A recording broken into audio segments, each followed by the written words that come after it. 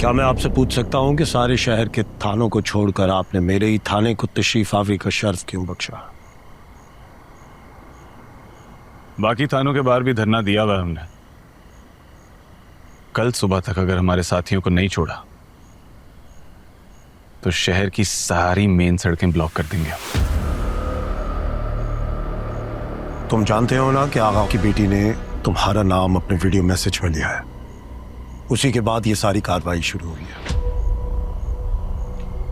तो तुम अरेस्ट क्यों नहीं कर रहे मुझे? तुम्हारे सामने खड़ा हूं।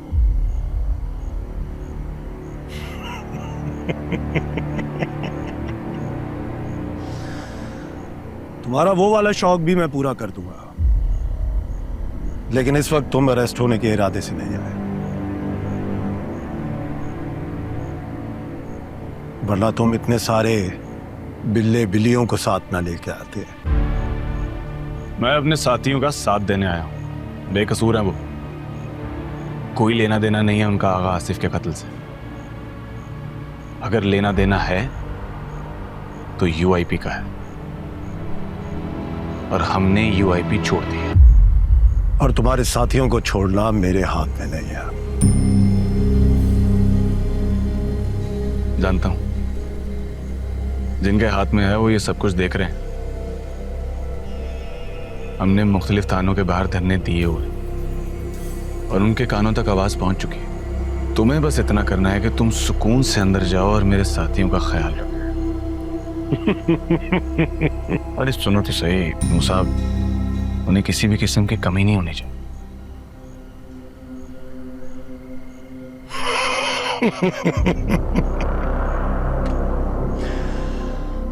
उनका ख्याल तो मैं रख लूंगा, मगर जिस दिन मुझे तुम्हारा ख्याल रखने का कहा गया उस दिन कोई गिला मत करना। याद रखना कि मैंने तुम्हें एक मौका दिया था। बेफिक्र रहो, मैं अपने हर अंजाम के लिए तैयार हूं। तो ठीक है, जैसे तुम्हारी मर्जी।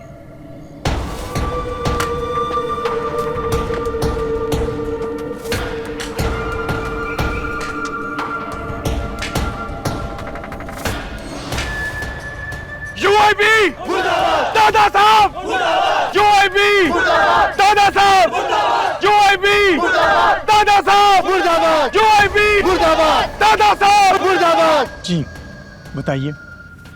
सर, हमारी इंफॉर्मेशन के मुताबिक तो उस लड़के का दूर दूर तक आसिफ साहब की मौत से कोई ताल्लुक नहीं है, बल्कि वो तो खुद ही काफी अरसे से लापता था। सर, मुझे तो कोई जाती इख्तिलाफ लगता है उसके यूआईपी से।